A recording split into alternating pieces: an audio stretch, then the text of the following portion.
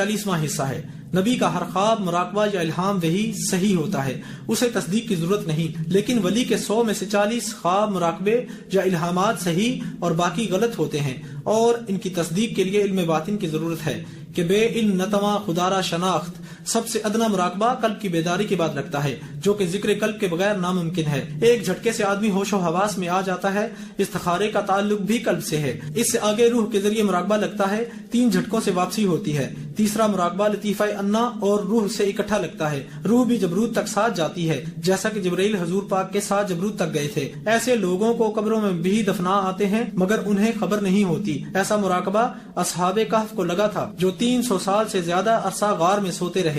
ऐसा मुराकबा जब गौस पाक को जंगल में लगता तो वहाँ के मकीन डाकू आपको मुर्दा समझकर कब्र में दफनाने के लिए ले जाते थे, लेकिन दफनाने से पहले ही वो मुराकबा टूट जाता। अल्लाह की तरफ से खास इल्हाम और वही की पहचान। जब इंसान सीने के मखलूकों को बेदार और मुनव्वर करके तजल्लियात के काबिल हो जाता है, तो उस वक्त अल्लाह उससे हम कलाम होता है। यूं तो वकादर मुतलिक है, किसी भी जरिए इंसान से मुखातिब हो सकता है, लेकिन उसने अपनी पहचान के लिए एक खास तरीका बनाया हुआ है ताकि उसके दोस्त शैतान के धोखे से बच सकें। सबसे पहले सुरयानी जुबान में इबारत सालिक के दिल पर आती है, और उसका तर्जमा भी उसी जुबान में नजर आता है जिसका वो हामिल है।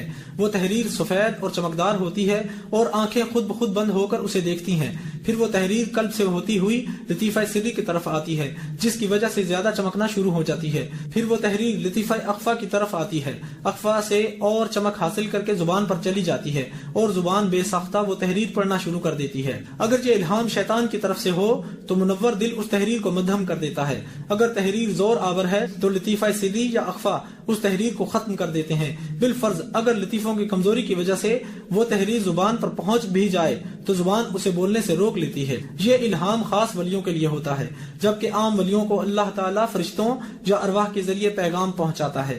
और जब खास इल्हाम की तहरीर के साथ जिब्राइल भी आ जाएं तो उसे वही कहते हैं जो सिर्फ नबियों के लिए मखसूस है। बहिश्त किन लोगों के लिए है? कुछ अजली जहन्नमी भी अमाल और इबादत के जरिए बहिश्ती बनने की कोशिश करते हैं, लेकिन आखिर में शैतान की तरह मरदूद हो जाते हैं, क्योंकि बुखल, तकब्बुर, हसद इनकी विरासत है। हदीस जिसमें जर्रा भर भी बुखल और हसद, तकब्बुर है, वो जन्नत में नहीं जा सकता। बहिश्ती लोग अगर इबादत में न भी हों तो पहचाने जाते हैं। ये लोग दिल के नर्म और साफ और हिर्सो हसद से पाक और सखी होते हैं। अगर इबादत में लग जाएं तो बहुत ऊंचा मकाम हासिल कर लेते हैं, और अल्लाह ताला इन्हीं की बख्शिश के बहाने बनाता है। और कुछ लोग दरमियान वाले होते हैं, उनकी नेकी बदी का परवाना चलता है, और कुछ अल्लाह के खवास होते हैं। उन्हीं रूहों ने अज़ल में अल्लाह से मोहब्बत करी थी। उन्हें जन्नत दोज़ख से मकसद नहीं, बल्कि अल्लाह के इश्क में तन मन धन लुटा देते हैं। अल्लाह के जिक्र और रहमत से अपनी रूहों को चमका लेते हैं, दीदारे इलाही भी हासिल कर लेते हैं। जन्नतुल फिरदौस सिर्फ इन्हीं रूहों के लिए मखसूस है, और इन्हीं के लिए हदीस है कि कुछ लोग बगैर हिसाब के जन्नत में जाएंगे। तशरीह जिनको दुनिया का नजारा दिखाया, दुनिया उनके मुकद्दर में लिख दी। उन्होंने नीचे दुनिया में आकर दुनिया हासिल करने के लिए जान की बाजी लगा दी। चोरी, डाका, रिश्वत, सूद जैसे जराइम को भी नजरअंदाज कर दिया, हत्ता कि वहदानियत का भी इनकार कर दिया। इनमें से कुछ रूहें थीं जिन्होंने जन्नत हासिल करने के लिए मजहब या इबादत भी इख्तियार की, लेकिन अजाजील की तरह बेसूद साबित हुई, क्योंकि कोई गुस्ताख या अल्लाह का नापसंद मजहब या फिरका उनके रास्ते में रुकावट बन गया। दूसरी अरवाह जिन्होंने बहिश्त तलब करी थी, उन्होंने दुनियावी कामों के साथ साथ इबादत और रियाजत को अव्वली तरजीह दी। हुरो कसूर की लालच में इबादत गाहों की तरफ दौड़ लगाई और जन्नत हासिल करने में कामयाब हो गए। लेकिन उनमें से कुछ लोग इबादत में सुस्त रहे। चूंकि जन्नत उनकी किस्मत में थी, इसलिए कोई बहाना उनके काम आ गया, लेकिन वो जन्नत का वो मकाम हासिल न कर सके जो नेकोकारों ने हासिल किया। उन्हीं के लिए अल्लाह ने फरमाया, क्या उन लोगों ने समझ रखा है हम उनको नेकोकारों के बराबर कर देंगे, क्योंकि जन्नत के 7 दर्जे हैं। आम लोगों को हिदायत नबियों, किताबों, गुरुओं, वलियों के जरिए होती है। उन्हें इस मजहब में दाखिला और कलमा जरूरी है, और खवास बगैर मजहब और बगैर कुतुब के भी अल्लाह की नजर रहमत में आ जाते हैं, यानी उनको हिदायत नूर से है। अल्लाह जिन्हें चाहता है नूर से हिदायत देता है। अल कुरआन कहते हैं कि बहिश्त में दाखिले के लिए कलमा जरूरी है।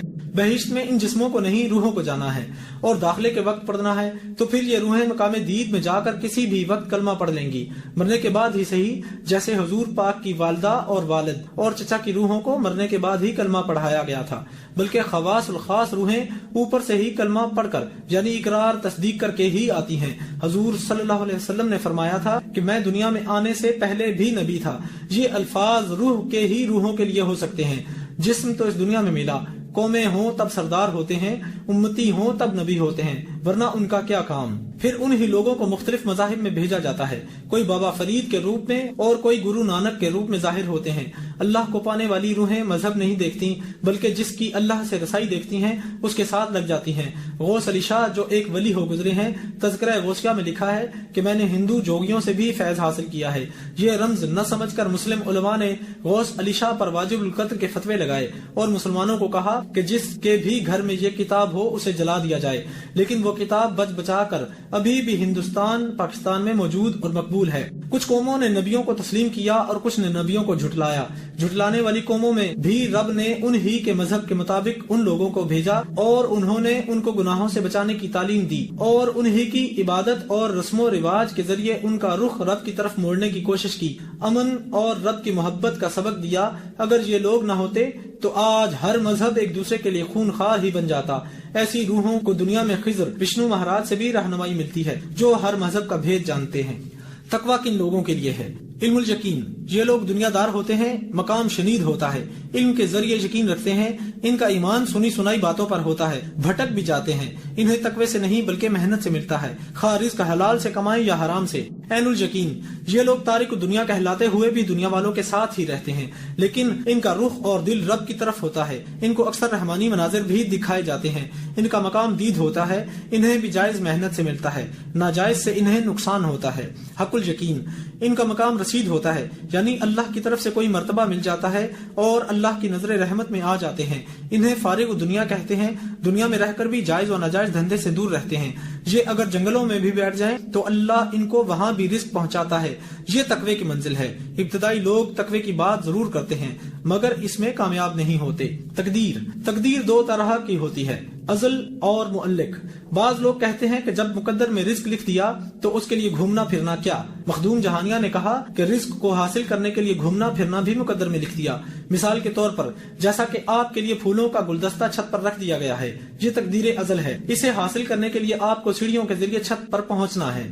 یہ تقدیر معلق ہے جو آپ کے اختیار میں ہے اور اسی معلق کا حساب کتاب ہوگا، نہ کہ تقدیر ازل کا۔ آپ چھت پر پہنچیں گے اور اپنا نصیب حاصل کر لیں گے، اگر آپ نے سستی کی اور چھت تک نہ پہنچے تو اس سے محروم ہو جائیں گے۔